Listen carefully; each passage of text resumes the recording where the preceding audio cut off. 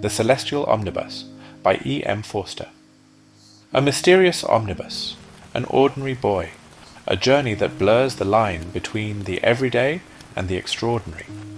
First published in 1911, this timeless classic invites us to see the world through curious eyes and reminds us that beauty and wonder may be far closer than we imagine. So, make yourself comfortable, settle in by the fire, and let the gentle sounds around you help you unwind. As the rain falls softly outside and the world grows still, allow yourself to leave the busyness of the day behind. Close your eyes if you wish, relax, and step aboard the Celestial Omnibus. The boy, who resided at Agathox Lodge, 28 Buckingham Park Road, Surbiton, had often been puzzled by the old signpost that stood almost opposite. He asked his mother about it, and she replied that it was a joke, and not a very nice one, which had been made many years back by some naughty young men, and that the police ought to remove it. For there were two strange things about this signpost.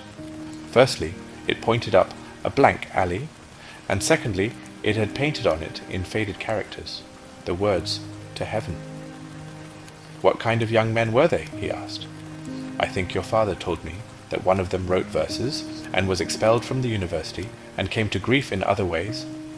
Still, it was a long time ago. You must ask your father about it. He will say the same as I do, that it was put up as a joke." "So, it doesn't mean anything at all?" She sent him upstairs to put on his best things, for the Bonces were coming to tea, and he was to hand the cake stand. It struck him, as he wrenched on his tightening trousers, that he might do worse than ask Mr. Bonce about the signpost. His father, though very kind, always laughed at him, shrieked with laughter whenever he or any other child asked a question or spoke. But Mr. Bonce was serious as well as kind. He had a beautiful house, and lent one books. He was a churchwarden, and a candidate for the county council.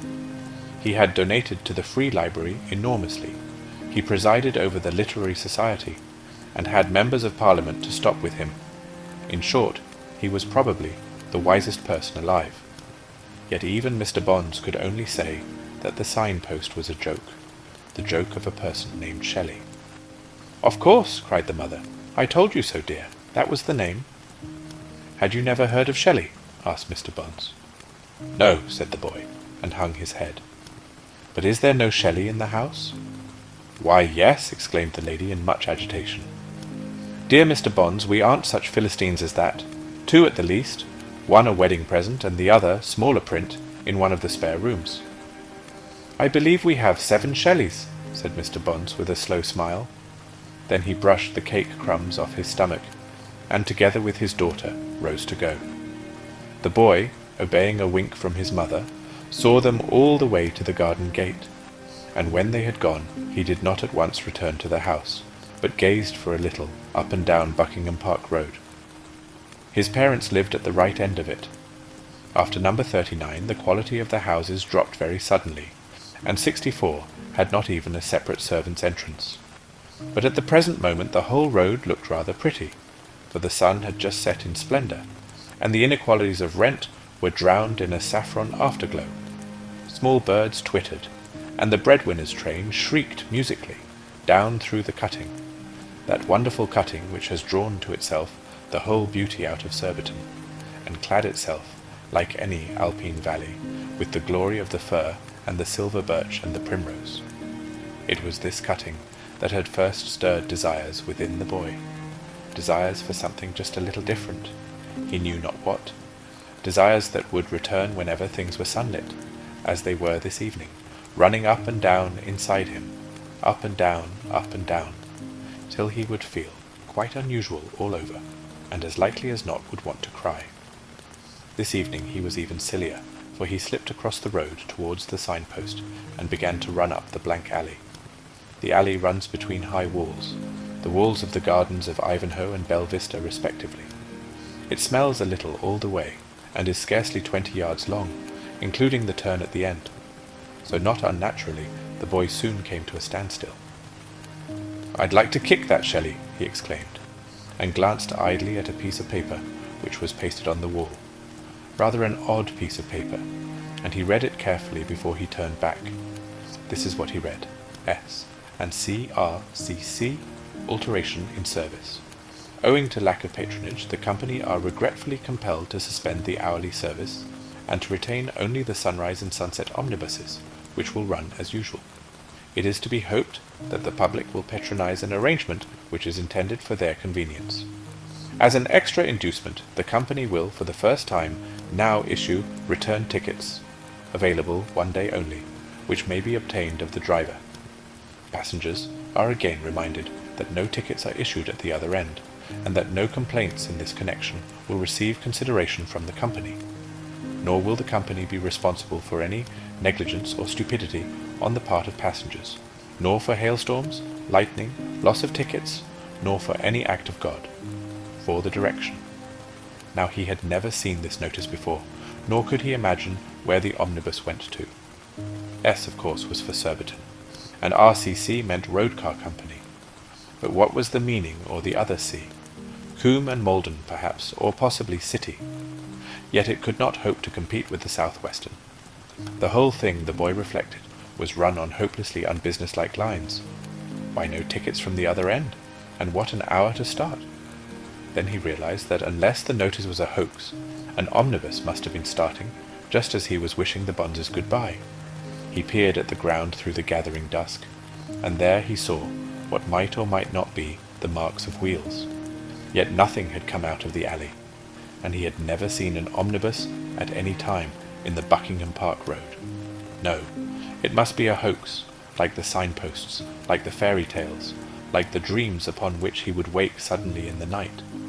And with a sigh, he stepped from the alley, right into the arms of his father. Oh, how his father laughed! Poor, poor Popsy, he cried. Diddums, Diddums! Diddums think he'd walkie-talkie up to Evink? And his mother, also convulsed with laughter, appeared on the steps of Agathoc's lodge. Don't, Bob, she gasped. Don't be so naughty. Oh, you'll kill me. Oh, leave the boy alone. But all that evening the joke was kept up. The father implored to be taken too. Was it a very tiring walk? Need one wipe one's shoes on the doormat?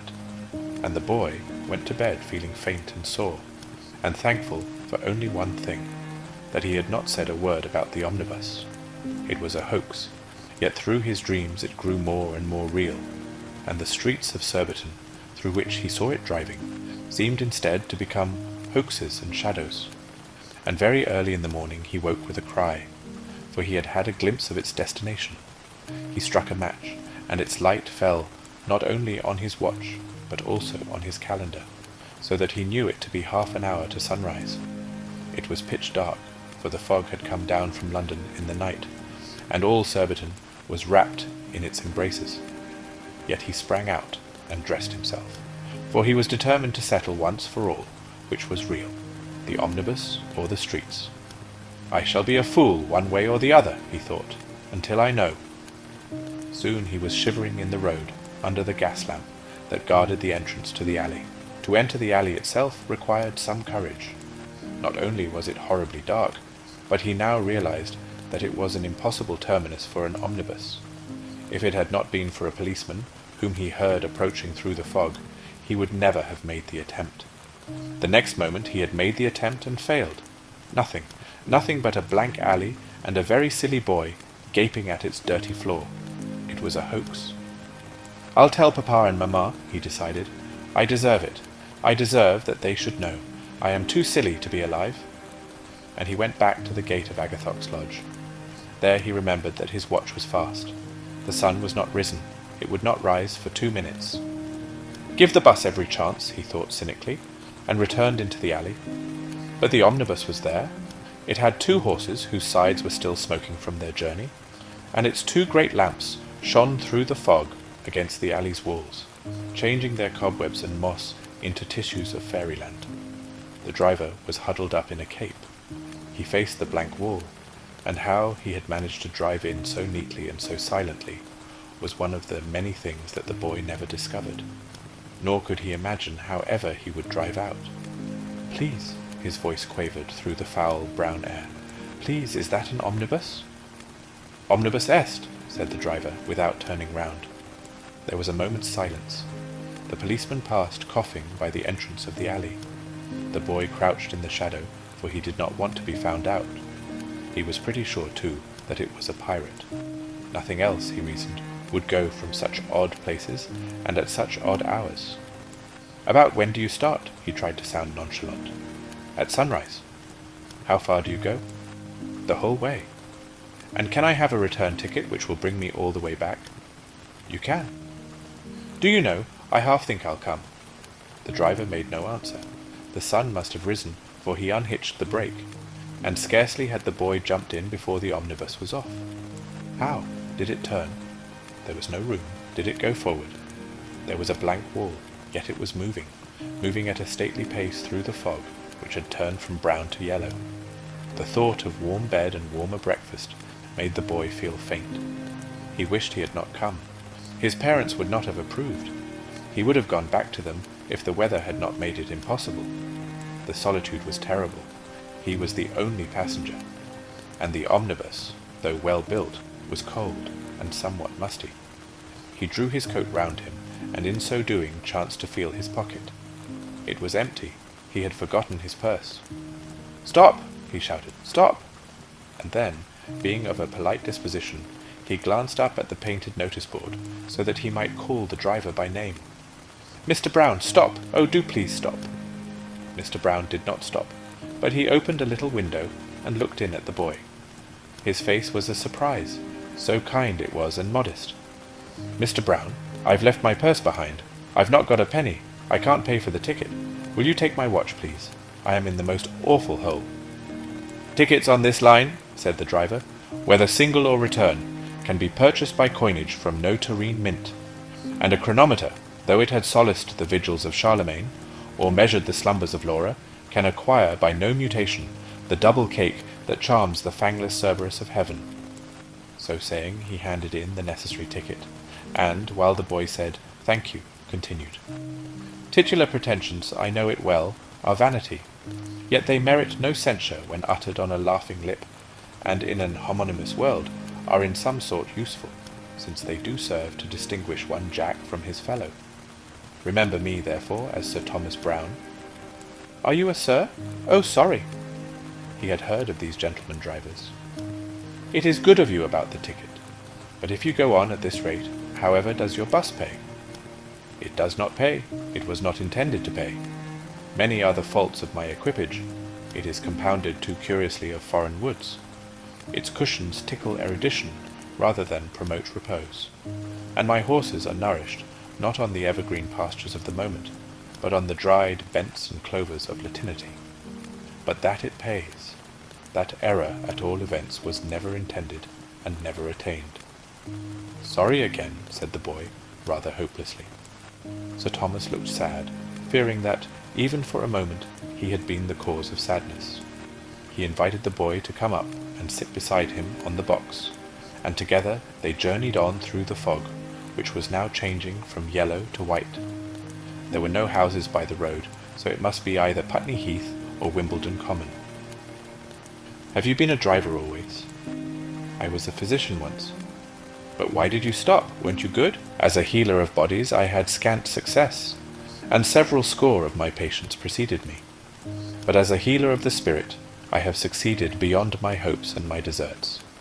For though my draughts were not better nor subtler than those of other men, yet, by reason of the cunning goblets wherein I offered them, the queasy soul was ofttimes tempted to sip and be refreshed."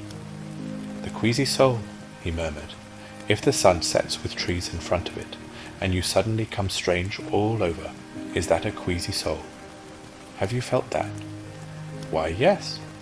After a pause he told the boy a little, a very little, about the journey's end.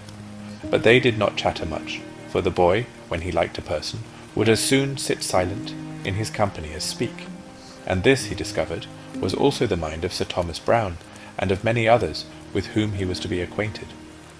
He heard, however, about the young man Shelley, who was now quite a famous person, with a carriage of his own, and about some of the other drivers who are in the service of the company.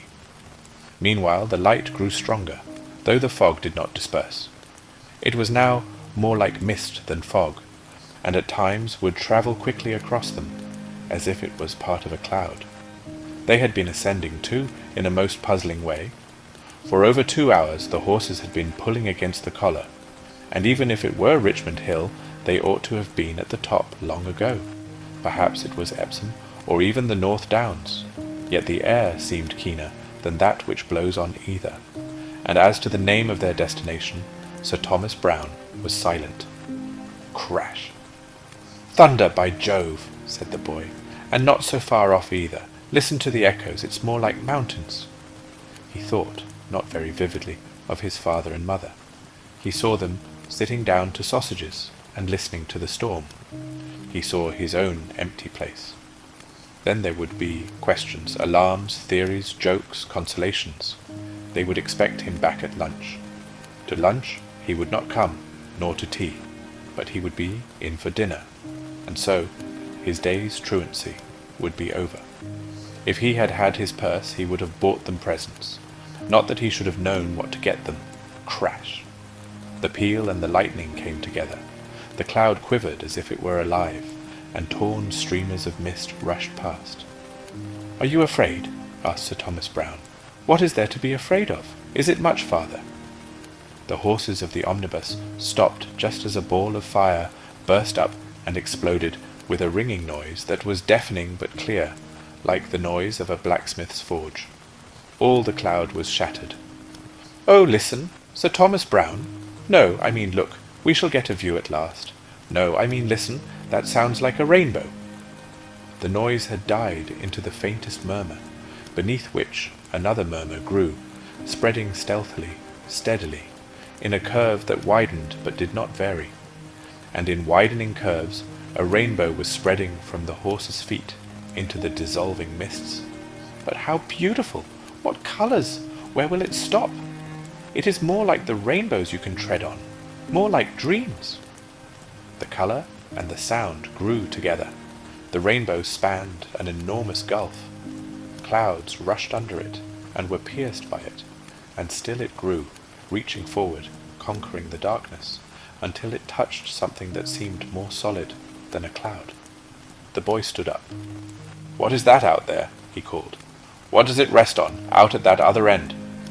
In the morning sunshine a precipice shone forth beyond the gulf. A precipice, or was it a castle? The horses moved. They set their feet upon the rainbow. "Oh, look!" the boy shouted. "Oh, listen! Those caves, or are they gateways? Oh, look between those cliffs at those ledges. I see people, I see trees." "Look also below," whispered Sir Thomas. "Neglect not the diviner Acheron." The boy looked below, past the flames of the rainbow that licked against their wheels. The gulf also had cleared, and in its depths there flowed an everlasting river. One sunbeam entered and struck a green pool, and as they passed over, he saw 3 maidens rise to the surface of the pool, singing and playing with something that glistened like a ring. "You down in the water, a coo!" he called. They answered, "You up on the bridge, There was a burst of music. "You up on the bridge, good luck to you! Truth in the depth, truth on the height! You down in the water, what are you doing?" Sir Thomas Browne replied, "They sport in the mancipatory possession of their gold." And the omnibus arrived. The boy was in disgrace. He sat locked up in the nursery of Agathoc's lodge, learning poetry for a punishment. His father had said, "My boy, I can pardon anything but untruthfulness," and had caned him, saying, at each stroke, "There is no omnibus, no driver, no bridge, no mountain. You are a truant, guttersnipe, a liar." His father could be very stern at times. His mother had begged him to say he was sorry, but he could not say that.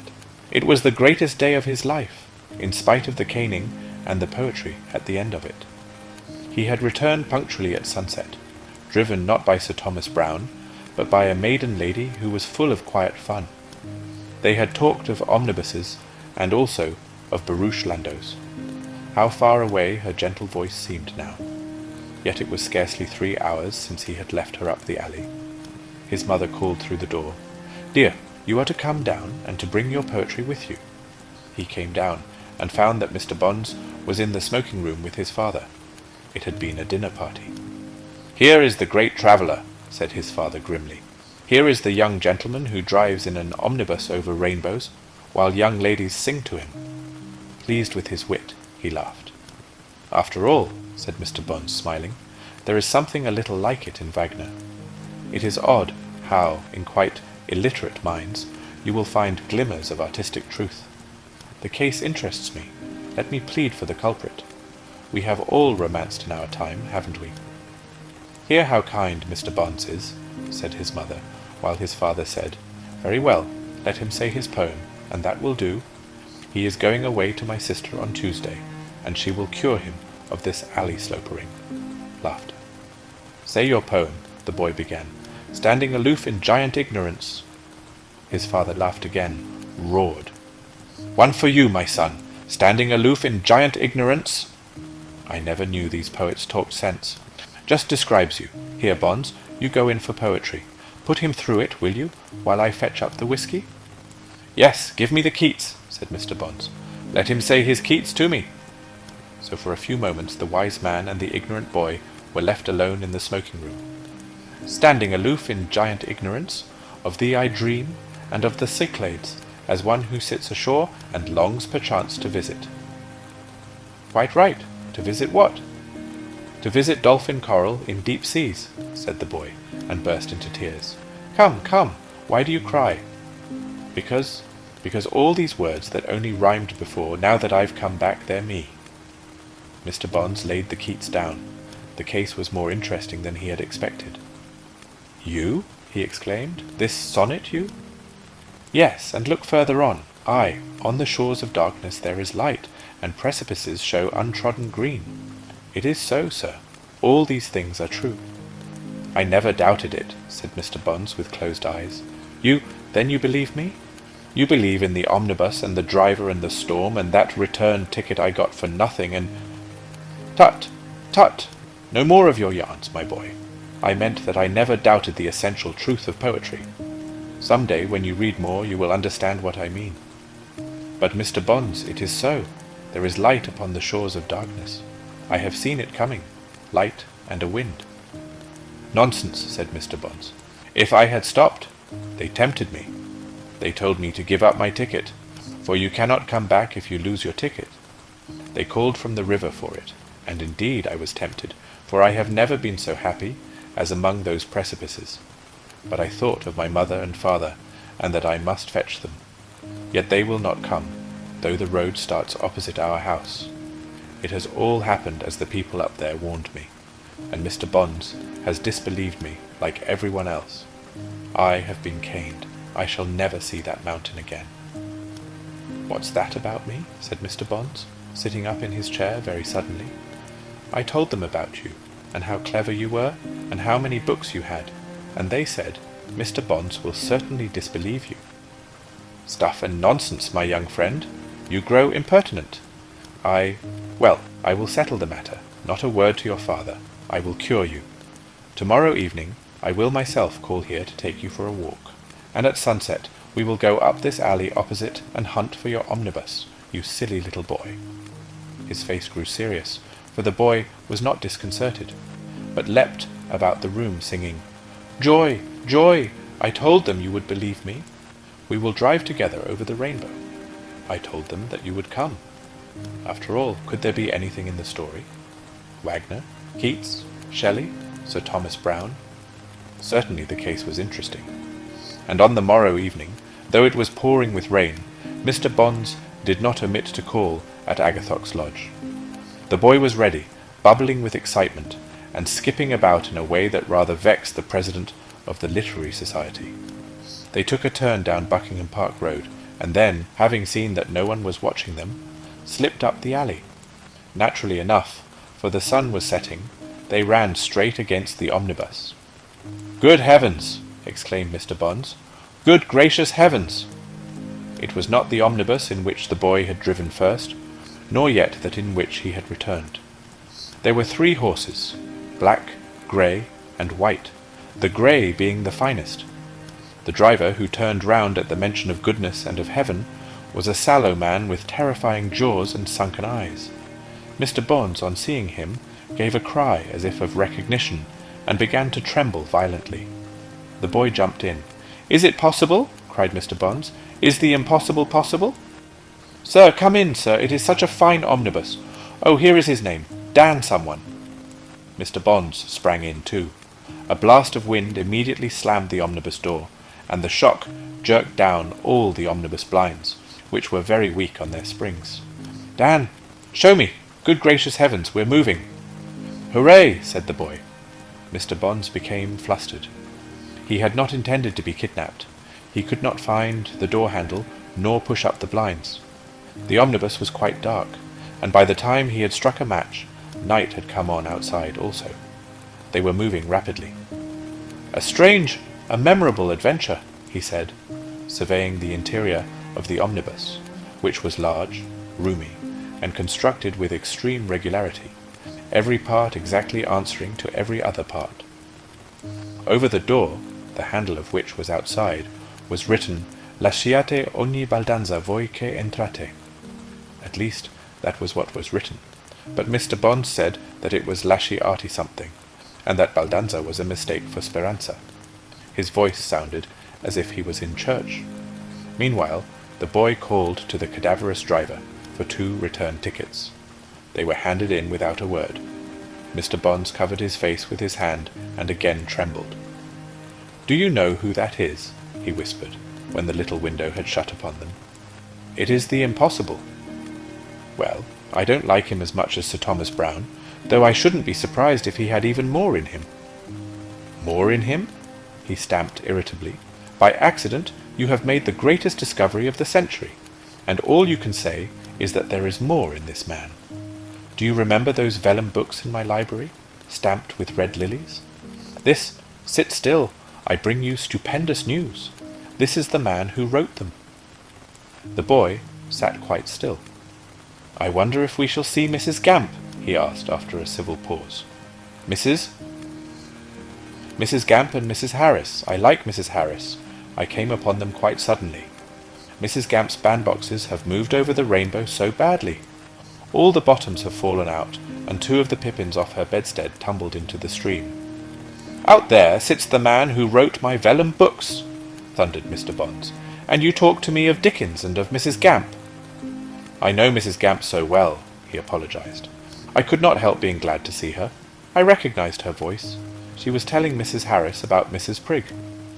"Did you spend the whole day in her elevating company?" "Oh, no. I raced. I met a man who took me out beyond to a race-course. You run, and there are dolphins out at sea." "Indeed? Do you remember the man's name?" "Achilles. No, he was later, Tom Jones." Mr. Bonds sighed heavily. "Well, my lad, you have made a miserable mess of it. Think of a cultured person with your opportunities. A cultured person would have known all these characters, and known what to have said to each. He would not have wasted his time with a Mrs. Gamp or a Tom Jones. The creations of Homer, of Shakespeare, and of him who drives us now would alone have contented him. He would not have raced. He would have asked intelligent questions." "But, Mr. Bonds," said the boy humbly, "you will be a cultured person. I told them so." "True, true, and I beg you not to disgrace me when we arrive. No gossiping, no running. Keep close to my side, and never speak to these immortals unless they speak to you. Yes, and give me the return tickets. You will be losing them." The boy surrendered the tickets, but felt a little sore. After all, he had found the way to this place. It was hard first to be disbelieved, and then to be lectured.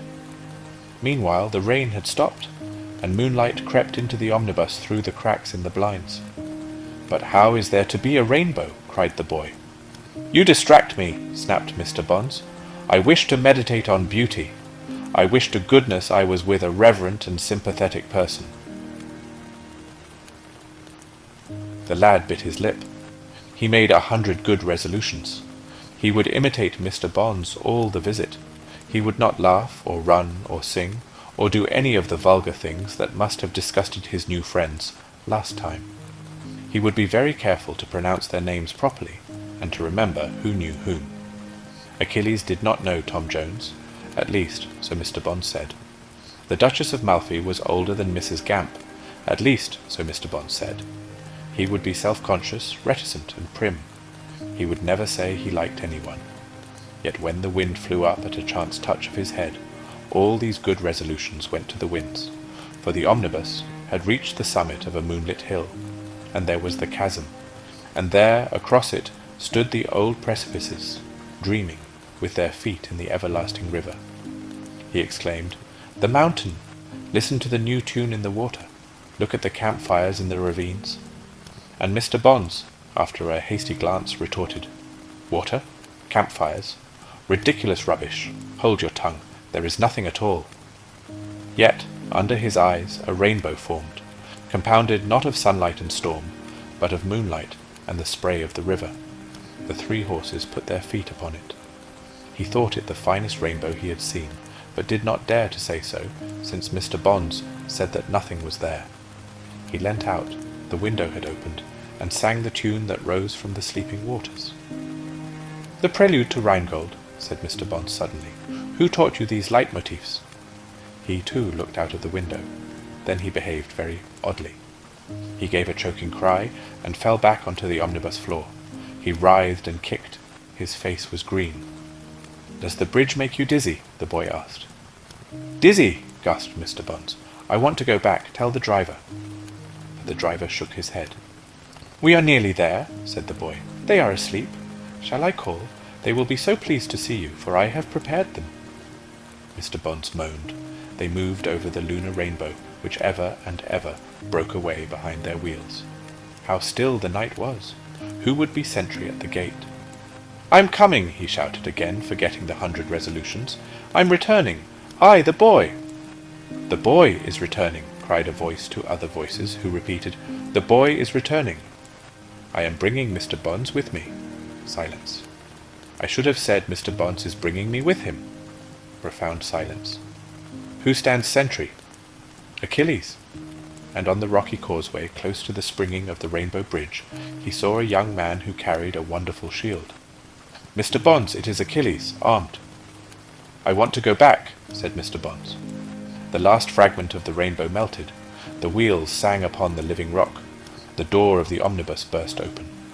Out leapt the boy, he could not resist, and sprang to meet the warrior, who, stooping suddenly, caught him on his shield. "Achilles," he cried, "let me get down, for I am ignorant and vulgar, and I must wait for that Mr. Bonds of whom I told you yesterday." But Achilles raised him aloft. He crouched on the wonderful shield, on heroes and burning cities, on vineyards graven in gold, on every dear passion, every joy, on the entire image of the mountain that he had discovered, encircled, like it, with an everlasting stream. "No, no," he protested, "I am not worthy. It is Mr. Bonds who must be up here." But Mr. Bonds was whimpering, and Achilles trumpeted and cried, "Stand upright upon my shield." "Sir, I did not mean to stand. Something made me stand. Sir, why do you delay? Here is only the great Achilles whom you knew." Mr. Bonds screamed, "I see no one. I see nothing. I want to go back." Then he cried to the driver, "Save me. Let me stop in your chariot. I have honored you. I have quoted you. I have bound you in vellum. Take me back to my world." The driver replied, "I am the means and not the end. I am the food and not the life. Stand by yourself, as that boy has stood. I cannot save you. For poetry is a spirit, and they that would worship it must worship in spirit and in truth." Mr. Bonds, he could not resist, crawled out of the beautiful omnibus. His face appeared, gaping horribly. His hands followed, one gripping the step, the other beating the air. Now his shoulders emerged, his chest, his stomach. With a shriek of, "I see London," he fell against the hard moonlit rock, fell into it as if it were water, fell through it, vanished, and was seen by the boy no more. "Where have you fallen to, Mr. Bonds? Here is a procession arriving to honor you with music and torches. Here come the men and women whose names you know. The mountain is awake, the river is awake, over the racecourse the sea is awaking those dolphins, and it is all for you. They want you." There was the touch of fresh leaves on his forehead. Someone had crowned him. And so our journey comes to an end. Thank you for joining me as we travelled through the Celestial Omnibus by E.M. Forster. Perhaps this story leaves us with more questions than answers. It gently reminds us to keep our sense of wonder alive. to notice the beauty that surrounds us, and to remember that imagination can sometimes reveal truths that ordinary life overlooks. If you enjoyed this reading, I'd be delighted if you joined me again for another timeless classic. There are many more remarkable stories and poems waiting to be rediscovered. Until next time, thank you for listening. I hope this story has brought you a few moments of peace, comfort, and quiet reflection.